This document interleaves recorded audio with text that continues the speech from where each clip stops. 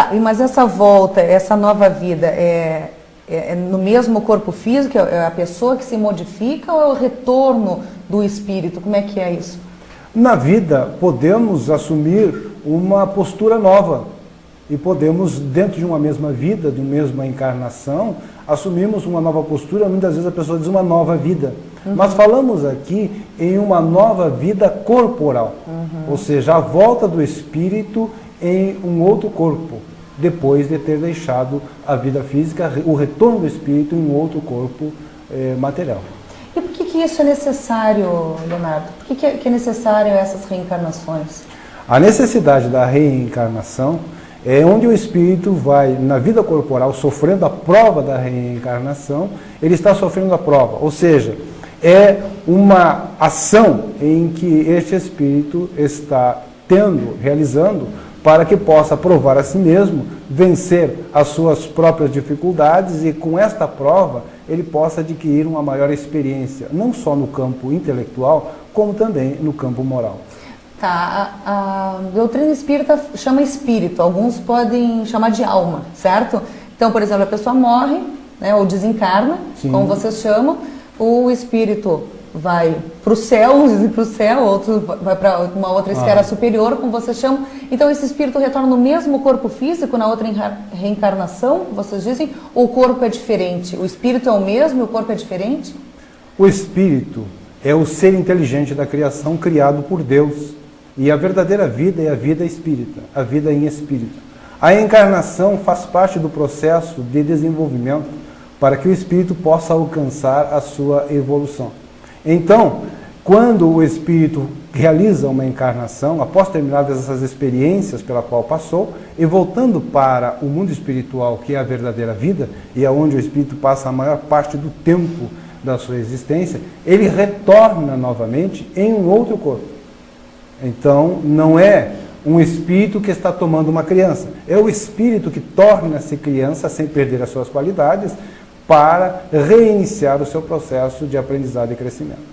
Mas muitas pessoas negam a reencarnação, não é, Leonardo? Nós vivemos atualmente na era da informática, onde hoje é possível, no mesmo instante, eu me comunicar com uma pessoa do outro lado do mundo, e ainda hoje as pessoas negam que o homem possa ter ido à Lua.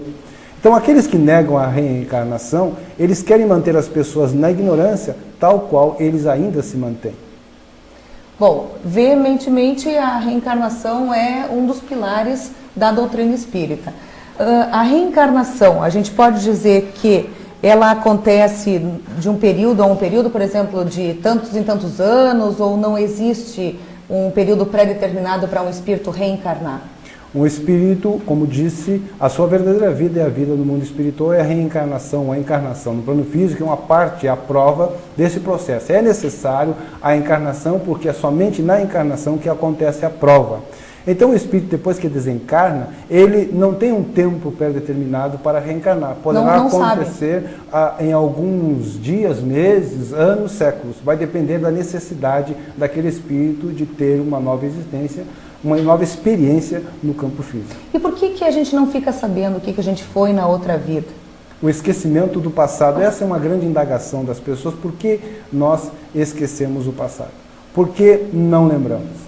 A experiência, a prova, justamente, ela nos está sendo porque aqui estando, nós temos uma ideia que trazemos no íntimo, no subconsciente, de Deus, da fé e de que aquilo que precisamos fazer para nos melhorarmos.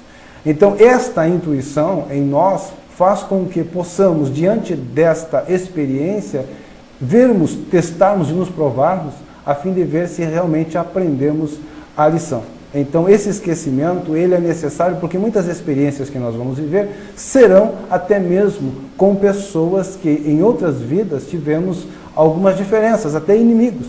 E poderemos nos reencontrar com essas pessoas e será muito difícil. Eu vendo à minha frente alguém que matou minha mãe, sendo hoje o meu irmão e morando dentro da minha casa, e eu lembrando disso, será muito difícil para mim. Eu trarei uma intuição de que alguma coisa há contra aquilo. As diferenças entre os familiares, os irmãos, enfim, mas eu não sei por quê. Provas da reencarnação. Na verdade, Ian Stevenson é um pesquisador que relatou vários casos sugestivos de reencarnação em seu livro.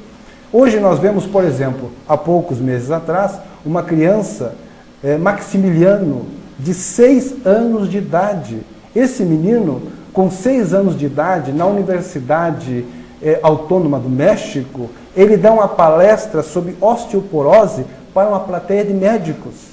Então, são casos, entre tantos outros, sugestivos de reencarnação. Crianças que manifestam esse seu conhecimento que trazem de vidas passadas. É assim que o Espiritismo explica, então, esse tipo de fenômeno de criança superdotada, por exemplo. Mas algumas pessoas ainda não acreditam que venha de uma reencarnação de um espírito muito superior. Querem dar uma explicação apenas científica.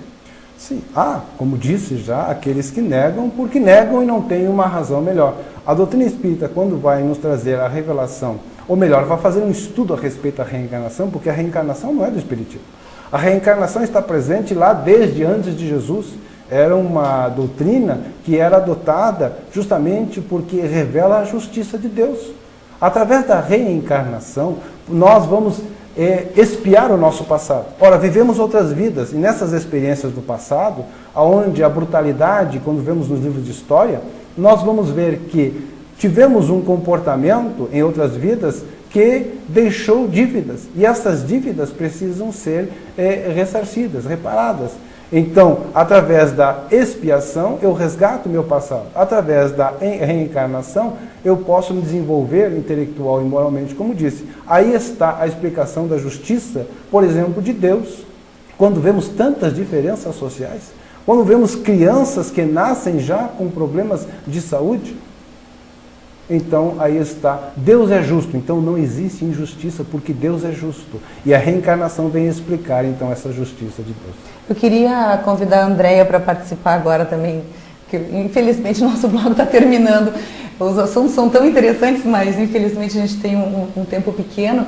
Mas o Leonardo falando da questão da reencarnação, né, e no próprio teatro, né, ali no Getúlio Vargas, ele só sabia o nome dele e não lembrava nem das coisas que tinham acontecido. Então, quer dizer, na hora que a gente chega lá, não sei o nome do lá, mas na hora que a gente chega lá, a gente esquece realmente tudo. Então ele sentava e o amigo que estava ali do lado, o espírito protetor, pedia para ele olhar através do aparelho a vida dele. E aí ele começava aos pouquinhos, né, a rever tudo aquilo que ele tinha feito. Então, quer dizer, a gente vem para cá para tentar sanar, né, expiar algumas dívidas, mas também pode contrair outras. Tem esse porém também. Nós não regredimos, nós evoluímos, não regredimos. Não? Bom, menos mal então.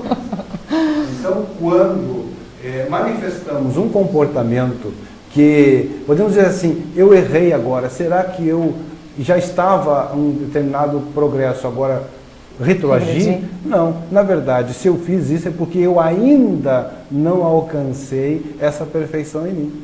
Não houve uma regressão, houve simplesmente uma manifestação daquilo que eu ainda sou, mas que vou com certeza me melhorar. Tá bom. Andréia, obrigada pela tua participação. Leonardo, obrigado, estava ótimo o papo, uma pena que nós já chegamos no final desse bloco. Nós vamos chamar então o bloco comercial, em seguida a gente volta falando sobre reencarnação com foco na família. Estamos apresentando no Looping Difusão Espírita. Patrocínio Areeira Schneider, Arroz Sano, Lavoro e Vigor Moda Homem.